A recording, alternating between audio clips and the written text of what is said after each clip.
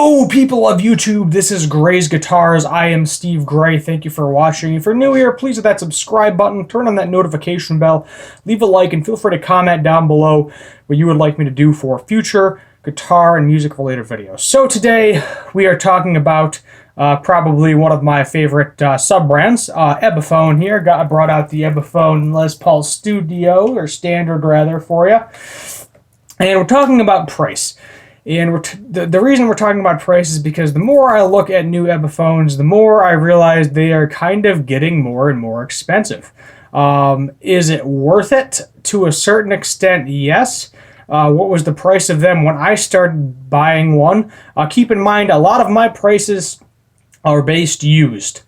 Just so you know, for this, I am looking at the new prices as well, what they were initially selling for brand new. And they haven't changed a whole lot. They've definitely changed a little bit. But basically, when I'm talking about used market, when I was buying them used initially versus new versus used, things along those lines, just so you know where I'm coming from. First Epiphone I have ever owned, it was my second guitar. I call it my first good guitar. Was an Epiphone Les Paul 100. They retail currently for about $300. They're in that market range. I got it used, basically brand new in the original box, I think for like somewhere between $150 and $180. And they were going for about $200 initially when I first bought one. I think this was about 10 years ago, keep in mind. So the prices have increased. Obviously, inflation plays some part into there, but I don't think they were selling for more than $250 brand new. And Epiphone was always one of those guitar brands, at least when I was first starting to play. It was the budget brand. It wasn't the $1,000 brand that it basically is today. And I think what's happening basically is the overseas market is flooding the guitar industry, as it pretty much has been for the last like 20, 30 years. And we are getting better quality things from it. And they're also going to a point where they're going to see how much they can charge us before we kind of get annoyed. I think there's only one or two Epiphones, to my knowledge, that reach $1,000. That's more on the used market. Typically, those two models are the Ace Frehley model, Zakk Wylde model, because those you don't see a lot of them too much anymore. Even the signature models, everything along those lines. Prophecies are going for $899, so $900. And also the what other model? Oh, their 59 model with the actual Gibson Burstbucker pickups in it, spec'd similar to a 1959 Gibson Les Paul, which is also going to be a collector's item. So I can definitely see those eventually going for more than $1,000. So if you want to buy one of those and have $900 sitting around, you want a new guitar, go get one of those and just hold on to it. If anything, because I can guarantee you will make money in the foreseeable future on that. Those are also going for $899, so $900.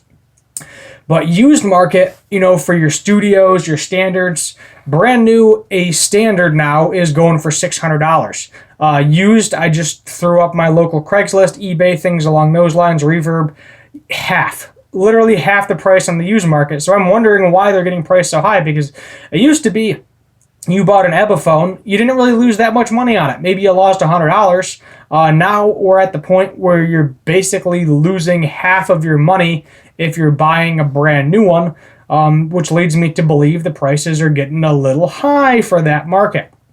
Now, justification of parts, build quality, things along those lines, versus what it was back in 2006 when this guitar was made. I believe this is 2006 versus now. Similarities and differences. There's not a whole lot of difference. I hate to tell you that, but there's not. They're still being made primarily in the same factory where they've been being made. Wood still same. They're still doing the veneers, backs, and tops. As I said, this one with the veneers is about, if I did a wood count video, I think I said it was like 11 or 12, 13 pieces, 11, 12, 13, somewhere around there, different pieces of wood. They're still doing that. Yes, they are adding different features to them. Yes, the headstock is different. But ultimately, I don't see like the value to a certain extent. The Prophecy series, do I see the value there to a certain extent? Yes and no. The reason I say yes is because let's just look at your standard Epiphone Les Paul standard. So no push-pull pots, nothing along those lines. Basically, two of Epiphone's own humbuckers, and you got 4 knobs.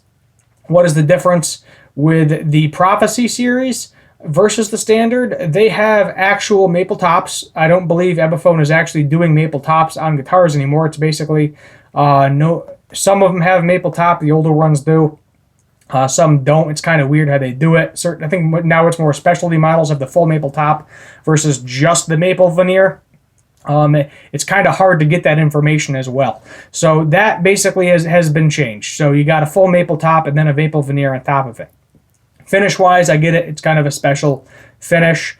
Fishman Fluence pickups to their specific standards. So how much is that, you ask? Well, a standard set of Fishman Fluence pickups with the if you're getting like the battery box or if you're getting the charger is going to set you up around $250 to $300. And now that is retail. That is not wholesale, which Epiphone would be getting. So typically, a lot of companies get like a 50 to 40% profit.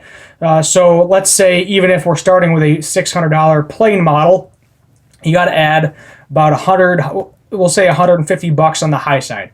So there's your $750 right there, just basically just for having those fancy electronics in it. Now they also have Grover locking tuners. There's your cost right there. You got your Graph Tech nut. There's another cost right there because they're using name brand things on the guitar, pretty much minus the bridge. The bridge is still their own bridge. Then you got push-pull pots, a little bit more expensive, but not massively. But pretty much throwing that all together, if we're basing it off of the standard range, you're close. You're close. So it's not like a massive overpayment compared to if you just bought the standard model. Studio models now I think are like $450.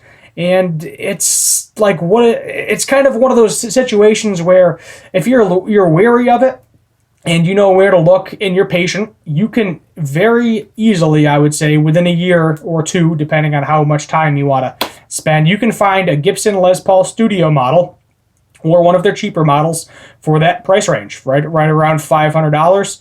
I would say between $500 and $700. Typically, studios can go up to $1,000. That's more the 90s ones that are more valuable. Anything pretty much past like 95, 94, 95, then they start getting a little less expensive. You're looking at more that $650 to $700 range. Maybe $800 if it's like an immaculate, fresh out of the box condition.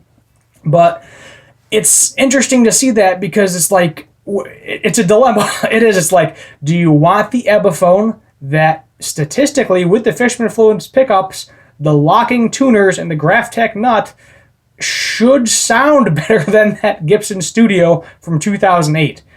So there is a kind of the dilemma with, is it worth it to buy it? And I think it all comes down to how much do you want the Gibson name on your headstock, or how much is the Gibson brand worth to you?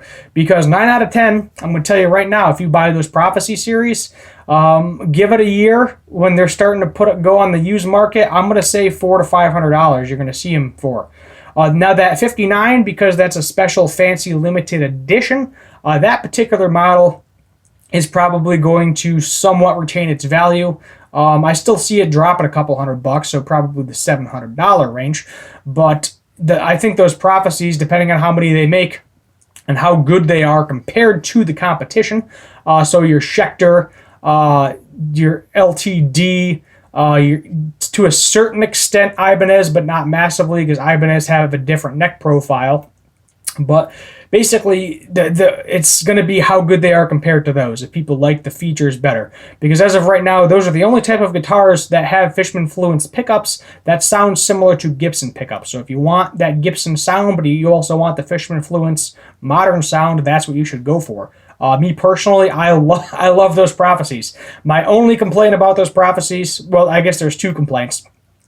Should have had stainless steel frets, because everybody's looking for stainless steel frets now. The issue is a lot of people, that are buying guitars, they're not familiar with stainless steel frets, or they've been in the business for a while, because if you're spending $900 on a guitar, and you don't really know whether or not you like stainless steel frets, 9 out of 10, you're probably going to go for the nickel. And the market is slowly demanding more and more stainless steel frets, but 9 out of 10, you really only see them on signature models. And then Harley Benton will throw you a bone once in a while, too, with some stainless steel on some of their fancier models. But that and the colors. I wish that the colors they had were for all the guitars. So I know like the SG exclusively has that blue. I would love to see that blue on a Les Paul. The poor Flying V doesn't even get its own color. It's just the Tiger Burst, which we also get, I think, with a couple of the other models, and the flat black, which is across the board. But those are my two complaints. I wish they had stainless steel frets, and I wish their colors were across the board. Fretwork-wise, from what I've seen, nobody's having any major complaints like they used to. So that is good to see. But it does, though. And inevitably it comes to, do you think they're too expensive? To me right now, I don't have $900 to spend on a brand new guitar. I'm gonna be honest with you. That's more money than I spent on my Gibson Les Paul Studio, which is why I'm in the predicament, which is why you're seeing this video today. As I said, I'm going to probably snatch one of them up when I can finally find one on the used market. Looking more at those the Futuras or Explorer styles. So I've never owned an Explorer, never owned a Flying V. I've owned like 4 Les Pauls, Gibson, and Epiphone together, and I heard they have more of the C-shape. I heard they're getting rid of the D-shape finally. Not that I really have a complaint about the D-shape, but Epiphone has a generic D-shape for pretty much all of their guitars, and I heard they're doing more of like the 60s style Gibson C-shape for the bulk of their guitars now, which a lot of players will be happy to see in play in the foreseeable future. So let me know what your thoughts are. Do you think Epiphone is pricing too high? Do you think they're pretty much on par with everything else that is being sold brand new at this point in time? Or do you think, who cares, I'm just going to wait until it goes on the used market and get it for close to half the price? Comment down below your thoughts. My name is Steve Gray. Thank you for watching Gray's Guitars, and as always, have a good one.